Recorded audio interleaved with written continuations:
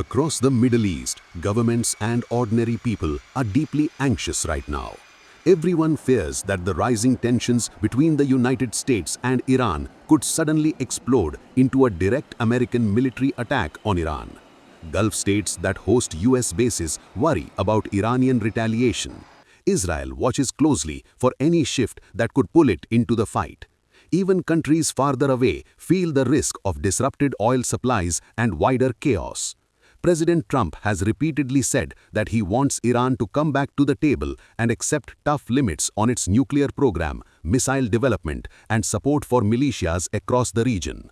Iran, however, refuses to make big concessions first.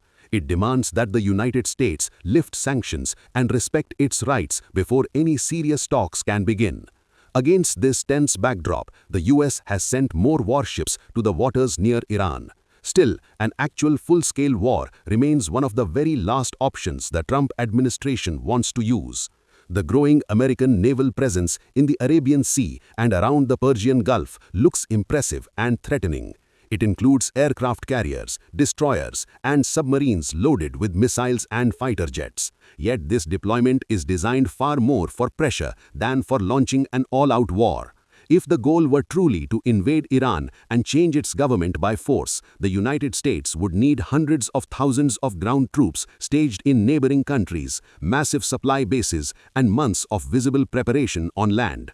None of that is happening. Instead, the buildup focuses almost entirely on sea and air forces. These are perfect for showing strength, protecting shipping lanes, defending allies, and carrying out limited strikes if absolutely necessary. They allow the US to raise the cost for Iran of refusing talks while keeping allies in the region feeling safer and more secure. At the same time, bringing these expensive warships so close to Iran's coast puts them directly within reach of Iran's missiles. Iran has placed thousands of short and medium-range missiles along its shoreline, on small islands in the Gulf, and on mobile launchers hidden inland. Many of these weapons are designed specifically to hit ships. In a real fight, Iran could fire large numbers of missiles at once to try and overwhelm the advanced defenses on American vessels. Even the best defenses are not perfect against massive salvos.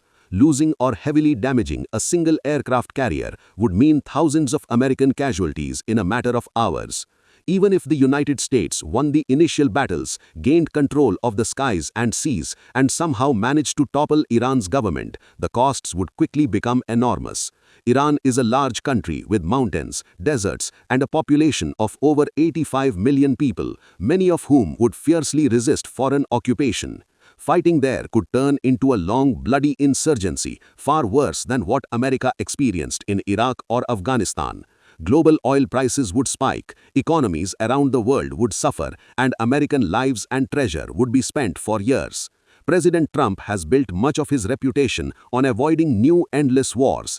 Heavy American losses, even in a military victory, would carry huge political risks at home. The current strategy, displaying overwhelming force while nuclear talks continue, lets the United States push Iran towards real compromises without paying the terrible price of full-scale conflict. It builds maximum pressure on Tehran, reassures nervous allies that they are protected, and keeps the door open for a deal.